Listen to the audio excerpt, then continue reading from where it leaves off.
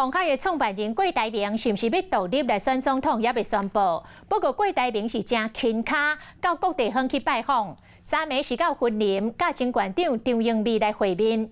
今仔日佫去拜访到镇南宫的董事长颜清标。国民党内即摆是传出讲，要拜托到王金平帮忙来抗替到郭台铭。这个国民党的秘书长李乾隆是讲，其实包括着侯友宜、朱立伦，拢应该爱去请王金平出马来协调，安尼贵党的才会心服口服。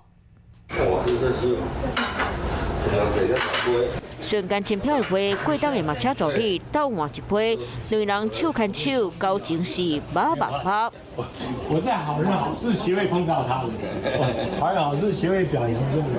早起大家镇南宫含间签票谈会，支持郭台铭的中常委周明阳、邱家富嘛对伫咧卡村会，这绝对唔是单纯好朋友的聚会。谢谢大家。有密会张荣惠吗？谢谢大家。外头离开，传出前一天走去云林见前县长张英美，特别是顶礼拜后办执行长金宝聪有去找伊，当时有人解释做是张教原来支持侯友宜，结果郭台铭在一礼拜暗冇去找伊。民意，我想多听民意，我还是要讲一句话：民意大于党意哦。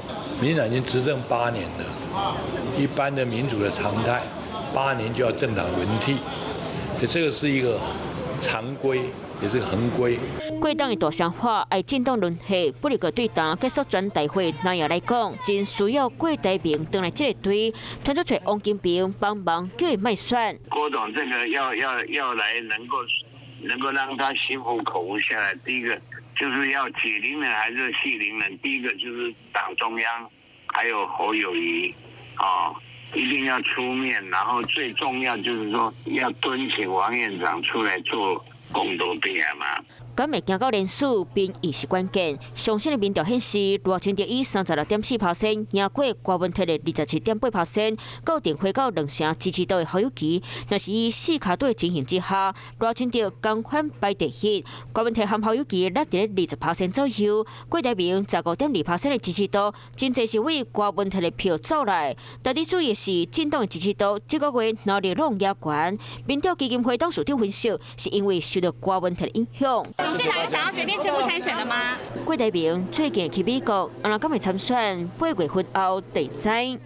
你好，我是宋彦明，想掌握最及时的新闻资讯吗？赶紧订阅、按赞、开启小铃铛，锁定华视新闻 YouTube 频道。